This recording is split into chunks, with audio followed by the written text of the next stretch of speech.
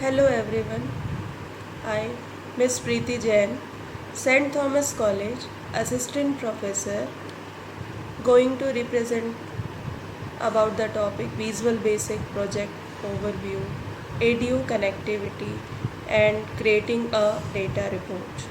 It is useful for MSc second semester student, paper 3 for unit 5, PGDCA second semester students, paper 1 for unit 5 and BSc CS final year students for computer software.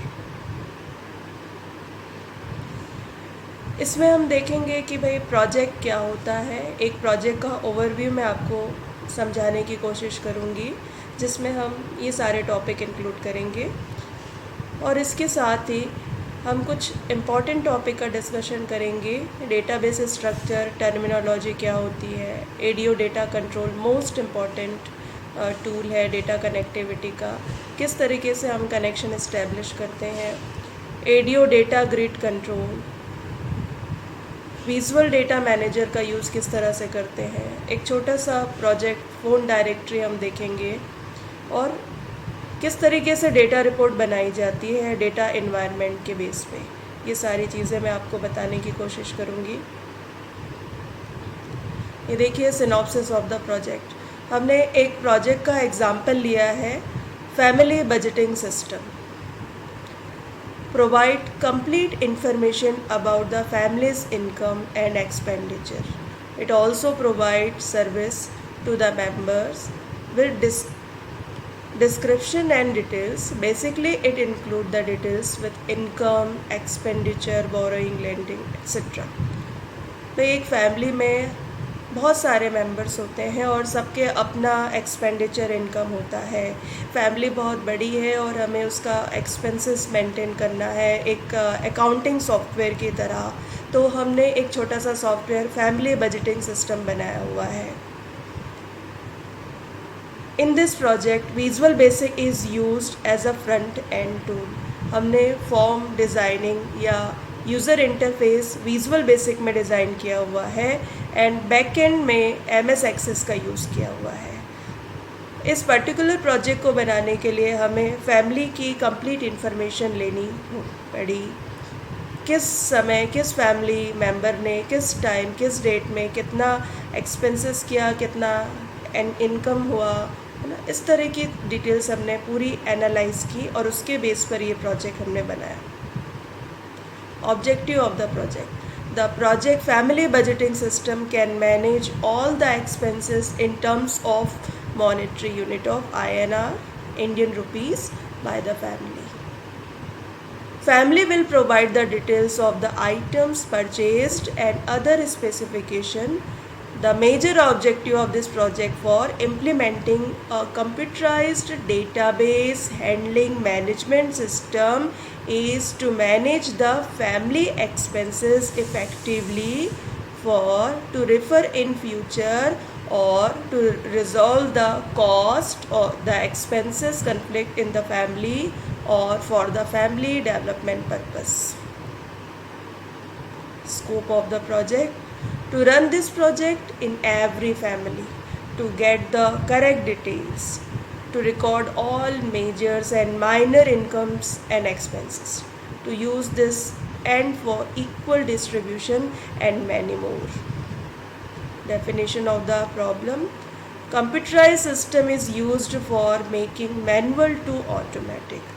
हमने चीज़ों को manual से automatic में convert कर दिया है।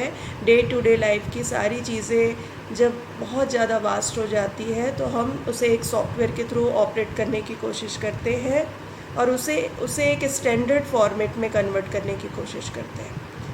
Taking a lot of time for searching any information. यदि हम मैनुअली कोई चीज़ कर रहे हैं तो उसमें इन्फॉर्मेशन सर्च करने में बहुत ज़्यादा टाइम लगेगा, लेकिन यदि वो कंप्यूटराइज्ड हो जाती है, reduce the possibility for wrong entry, reduce time consumptions for analysis of the family's financial condition. तो इस तरीके से हमने प्रॉब्लम को डिफाइन किया। थ्योरेटिकल बैकग्राउंड ऑफ प्रोजेक्ट हम पहले ही देख चुके हैं कि विजुअल बेसिक को हमने फ्रंट एंड टूल यूज़ किया है एंड MS एक्सेस को back end tool. Hardware specification, आपके पास में माइक्रोसॉफ्ट विजुअल स्टूडियो 6.0 होना चाहिए and MS access. ER diagram, entity relationship diagram के थ्रू हमने प्रॉब्लम को डिफ़ाइन करने की कोशिश की है कि हमने मेन जो एंटिटी हमने लिया है income, expenditure, boring and lending, ये रिलेशनशिप है, यूज़र से सारे कनेक्टेड है, ये यूज़र फैमिली का कोई भी मेंबर हो सकता है। इस तरीके से हमने ओवरऑल एंटिटी रिलेशनशिप बताने की कोशिश की है। डेटा फ्लो डायग्राम, हर एक फॉर्म का DFD मोस्ट इम्पॉर्टेंट होता है कि आपका डेटा का फ्लो किस तरीके से रहा। DFD is a graphical representation of data process and files used in a support system. Data flow diagrams are useful tools for analyzing existing systems. Data flow diagram is a network that describes flows of data and the process that changes or transform the data throughout a system. इस तरीके से हमने एक top level DFD दिखाया है, context level.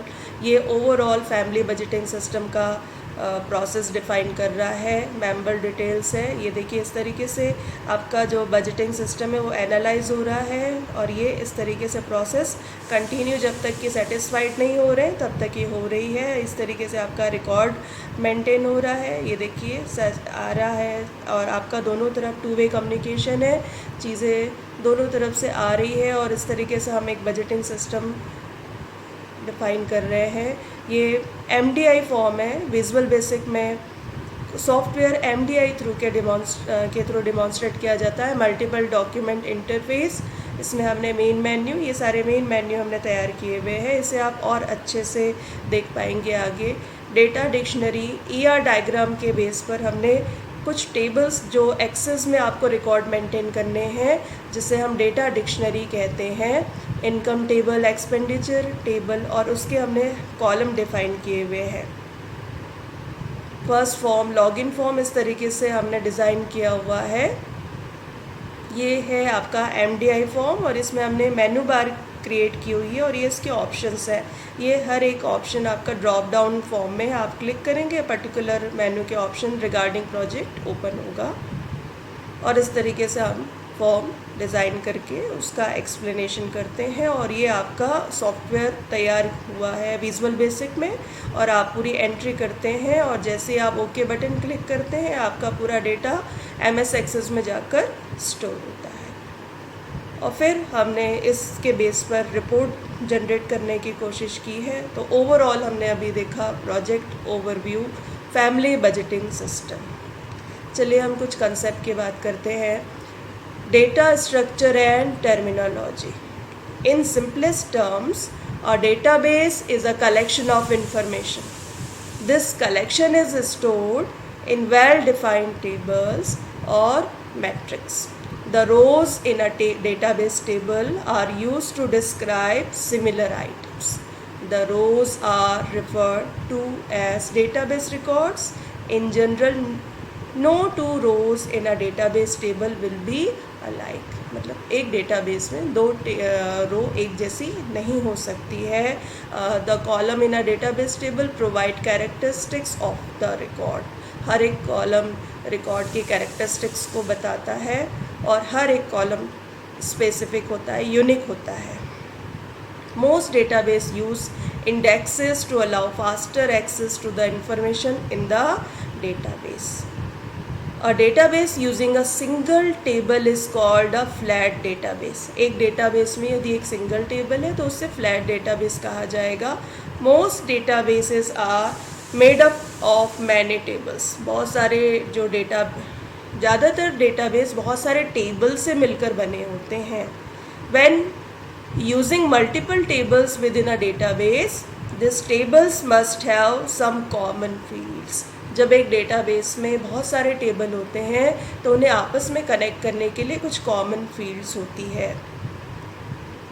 The referral of one table to another via a common field is called a relation.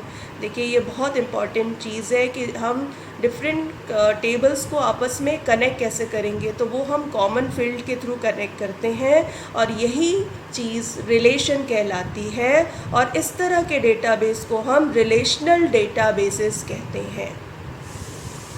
देखिए कि simple सा एग्जांपल हम यहाँ पर देख रहे हैं। आपका एक टेबल आपका टाइटल्स का है, फिर ये सेकंड है, फिर थर्ड पब्लिशर है। टाइटल ऑथर एक पर्टिकुलर टेबल है एंड ऑथर्स अनदर टेबल है।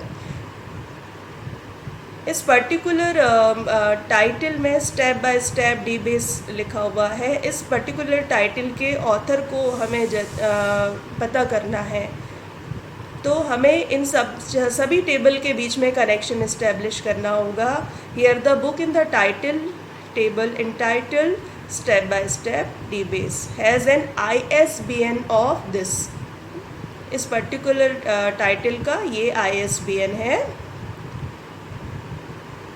And a pub ID of 52। देखिए इसका पब ID, पब्लिकेशन ID 52 है। Taking the pub ID into a publisher table. ये पब ID, ये वाली फील्ड इस पर्टिकुलर इस टेबल में देखिए ये दोनों फील्ड कॉमन है। इसको बेस लेकर हम पब्लिशर का पता लगा सकते हैं। इस ISBN ये कॉमन फील्ड है आपका टाइटल ऑथर में।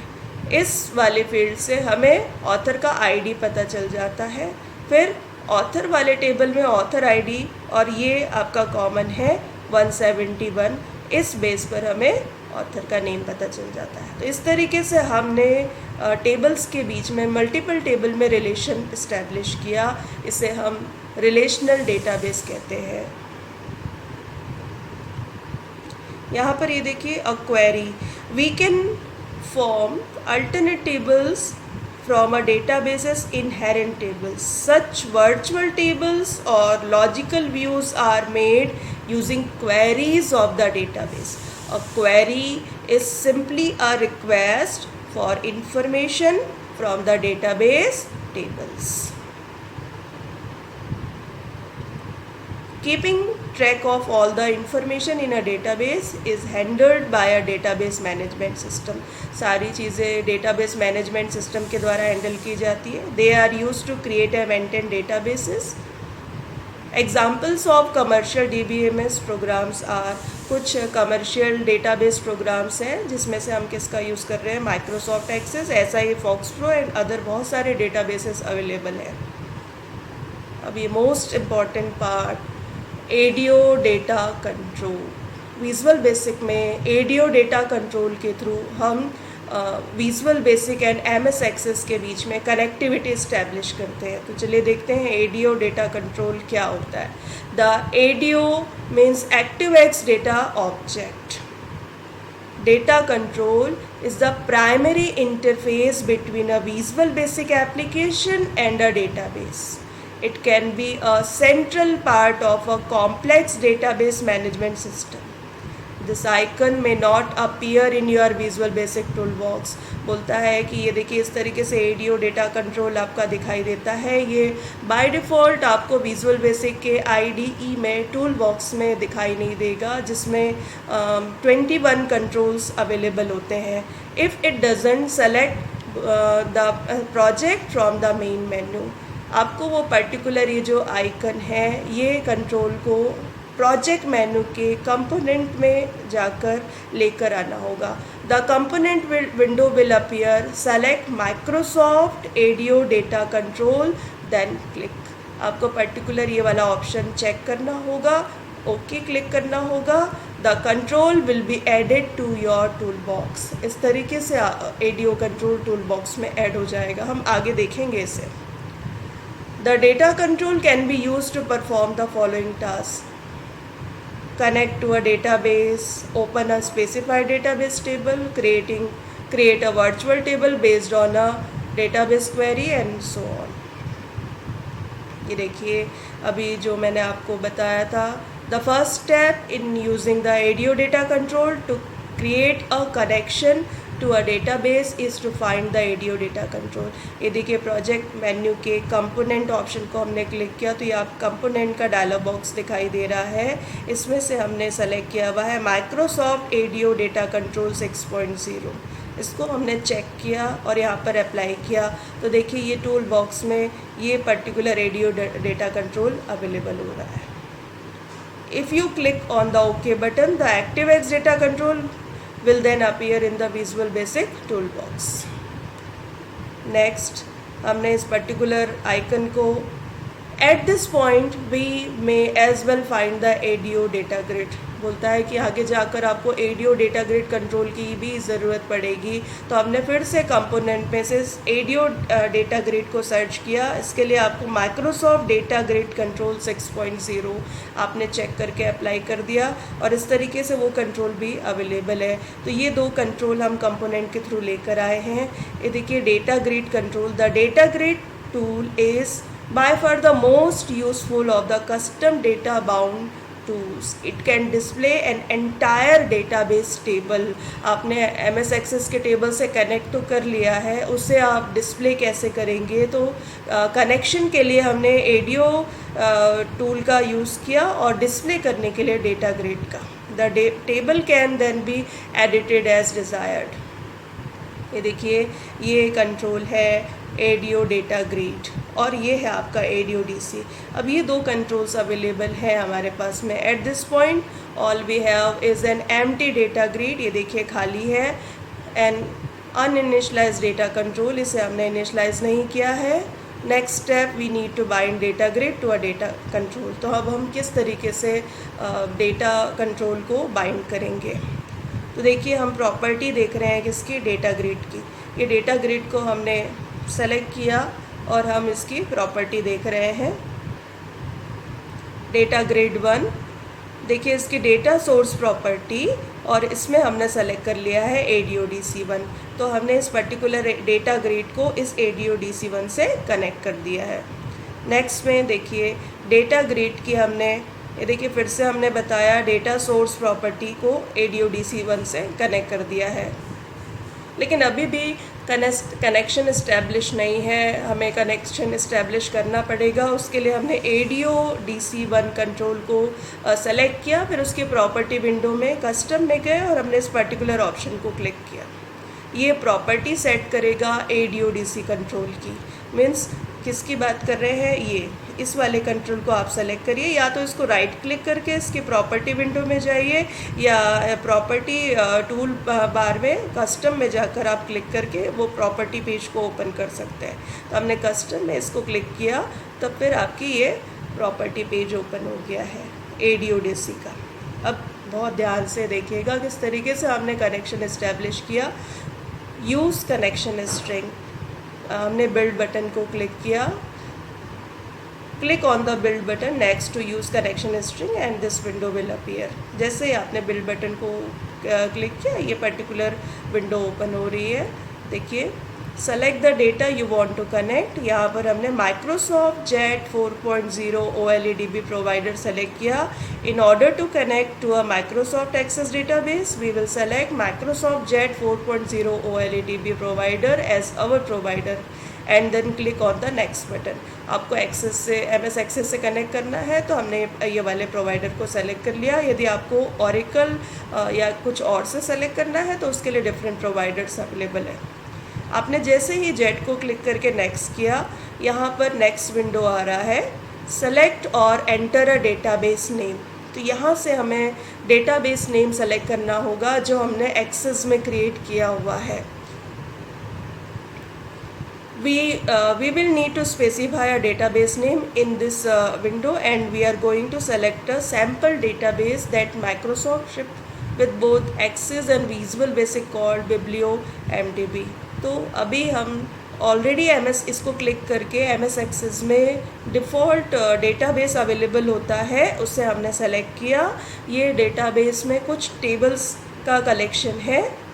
It contain data about books, authors, publishers and titles. ये सारे टेबल इस पर्टिकुलर डेटाबेस में अवेलेबल है. माइक्रोसॉफ्ट एक्सेस में जो डेटाबेस बनता है उसका एक्सटेंशन .mdb होता है. तो हमने एक डिफ़ॉल्ट जो पहले से अवेलेबल है एक्सेस का डेटाबेस वो हम यूज़ कर रहे हैं. For access database the user name is admin by default. User name already admin है, आपको कुछ करने का ज़रूरत नहीं है. बस आप इसको क्लिक करिए. क्लिक करके आपको ये पर्टिकुलर डेटाबेस सेलेक्ट करके वापस आ जाना है. ये देखिए इस तरीके से हम गए, ये देखिए biblio.mdb ऑलरेडी अवेलेबल है, हमने उसे सेलेक्ट करके ओपन किया। जैसे ओपन किया देखिए वापस हम आ गए कनेक्शन स्ट्रिंग में। ये देखिए ये पूरा पाथ डिस्प्ले कर रहा है और हम इस पर्टिकुलर कनेक्शन को चेक भी कर सकते हैं। चेक करने के लिए हमने टेस्ट कनेक्शन बटन को क्लिक किया। क्लिक करते ही देखिए इस तरीके से मैसेज दिखाई दे रहा है, test connection succeeded. After clicking on this message box you will be back at this window. जैसे आपने ओके किया आप वापस इसी विंडो में आ चुके हैं। अब हमने ओके बटन क्लिक किया नेक्स्ट प्रोसेस में आगे बढ़ने के लिए। आप जैसे ओके करते हैं आप फिर से प्रॉपर्टी पेज में वापस आ गए। हम बिल्ड के थ्रू गए थे और हम डेटाबेस सेलेक्ट करते हुए वापस आ गए हैं। यहाँ पर ओके क्लिक नहीं करना है, यहाँ पर आपको नेक्स्ट जाना है रिकॉर्ड सोर्स में। यहाँ पर हम यही गलती करते हैं कि ओके कर देते हैं। अभी तक हमने रिकॉर्ड सोर्स सेलेक्ट नहीं किया है, तो अब हमें इस पर्टिकुलर टैब बटन को क्लिक करना होगा रिकॉर्ड सोर्स। आपने जैसे ही रिकॉर्ड सोर्स क्लिक किया ये देखिए सामने रिकॉर्ड सोर्स डिस्प्ले हो रहा है। यहाँ पर आपको कमांड टाइप सेलेक्ट करना होगा। ये देखिए हमने कमांड टाइप सेलेक्ट किया। इतने ऑप्शंस में से आपको ये टेबल ऑप्शन सेलेक्ट करना होगा। जैसे ही आपने टेबल ऑप्शन सेलेक्ट किया उस पर्टिकुलर डेटाबेस के सारे टेबल आपको नीचे शो होंगे। ये देखिए आपने जैसे ही टेबल ऑप्शन सेलेक्ट किया नीचे सारे टेबल्स अवेलेबल है जो उस बिब्लियो में डेटाबेस के अंदर है। उसमें से हमने ऑथर टेबल को सेलेक्ट किया, अप्लाई किया, then okay and then click on apply button. This will close the wizard and you should see the properties window for the data control appear with the connection string, command type and resources property filled in. ये देखिए इस तरीके से आपका connection establish हो गया है। Having provided values for this properties and bound the data grid to our data control, pure magic will occur. आप एकदम मैजिक देखेंगे क्योंकि अभी हमने डेटा ग्रिड को ADO/DC से बाउंड कर दिया है और ADO/DC को हमने MS एक्सेस के डेटाबेस से कनेक्ट कर दिया है। ये देखिए ये मैजिक ये है कि हमें इस डेटा ग्रिड में उस ऑथर टेबल का पूरा डेटा दिखाई दे रहा है क्योंकि हमने इस डेटा ग्रिड को इस ADO/DC से कनेक्ट किया था और इस ADO/DC को हमने MS एक्सेस के डेटाबेस से कनेक्ट किया था। देखिए कितने अच्छे तरीके से हमें यहाँ पर पूरे टेबल में डेटा डिस्प्ले हो रहा है। देखिए data grid with a connection to the database established, you can use the grid to add new records and update and delete existing records provided the add new, allow delete and allow update properties of the data grid are set to true। तो हमने बहुत अच्छे से data को connect करना सीख लिया है। चलिए अब देखते हैं data manager, visual Data manager. At this point we know how to use the data control and associated data bound tools to access the database. The power of Visual Basic lies in its ability to manipulate records in code. Such tasks as determining the values of particular fields, adding records, deleting records and moving from records to record are easily done. This allows us to build a complete database management system। एक complete database management system वही होता है जो हमें सब तरह के manipulation को अलाउ करे।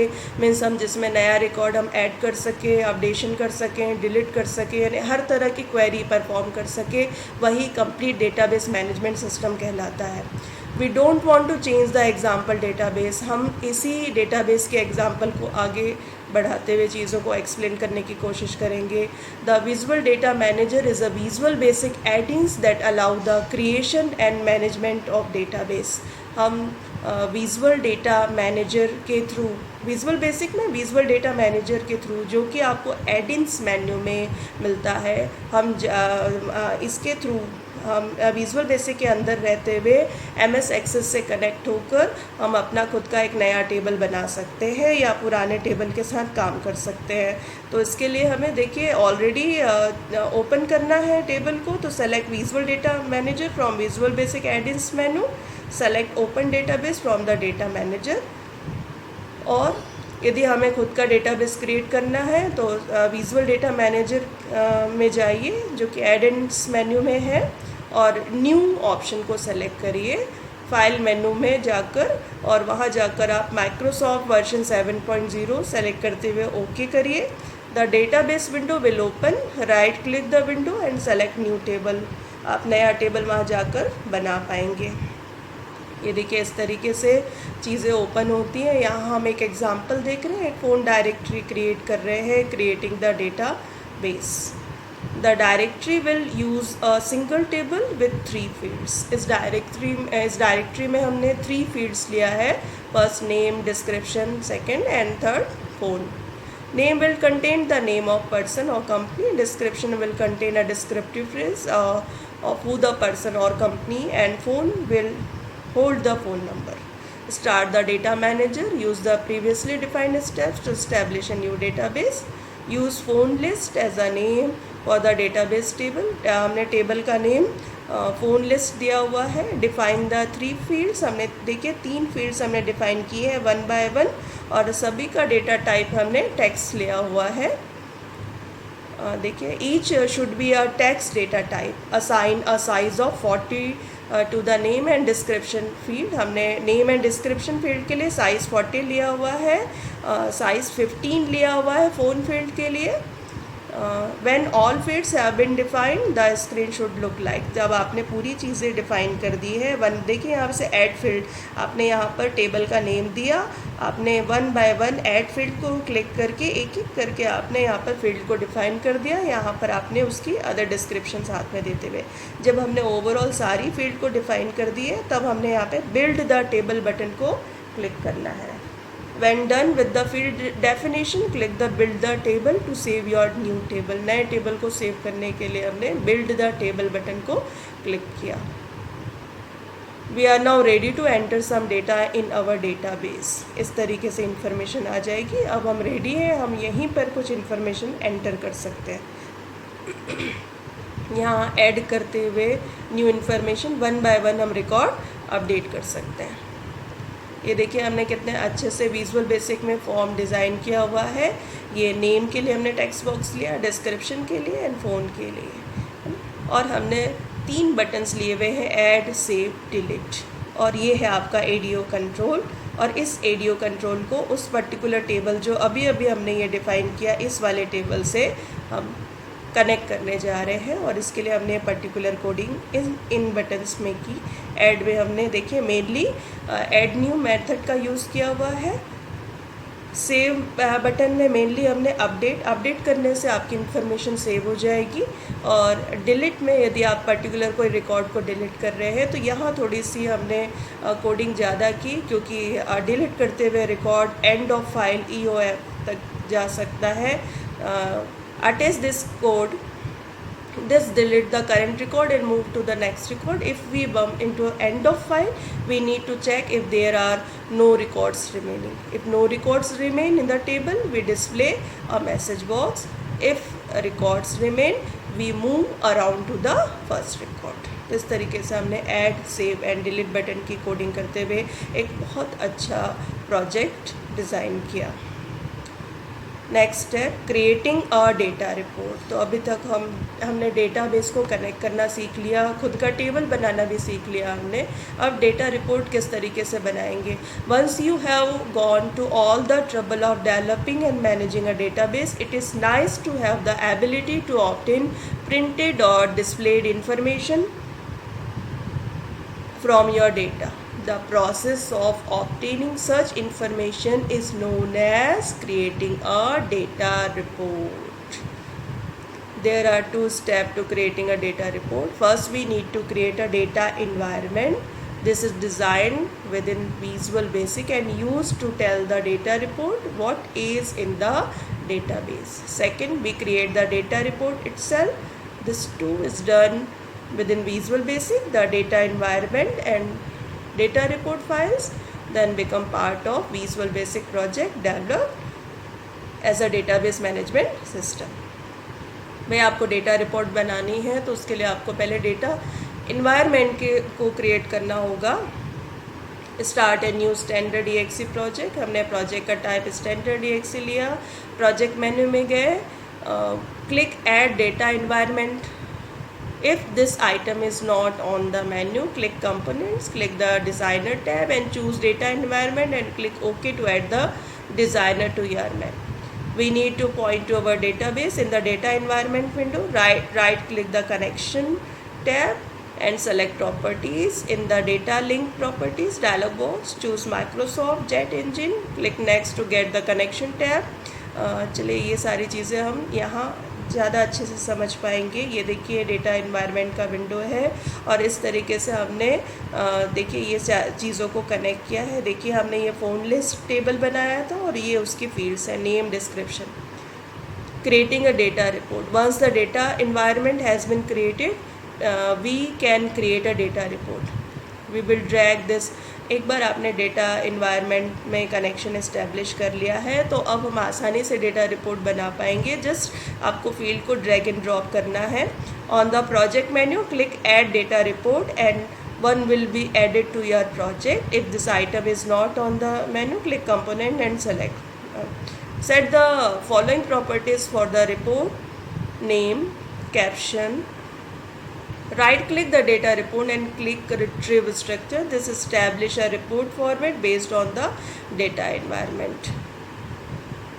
ये देखिए इस तरीके से हमने फील्ड को ड्रैग एंड ड्रॉप करके, ये देखिए किस तरीके से नेम, फ़ोन एंड डिस्क्रिप्शन को हमने इस फील्ड में ड्रैग एंड ड्रॉप करके सेट कर लिया है। ये देखिए ये आपका डेटा रिपोर्ट है जो हमने डेटा इन्वायरमेंट के बेस पर बनाया हुआ है। और अब आप जब जैसे ही डेटा रिपोर्ट को शो करेंगे इस तरीके से हमें इंफॉर्मेशन मिलेगी।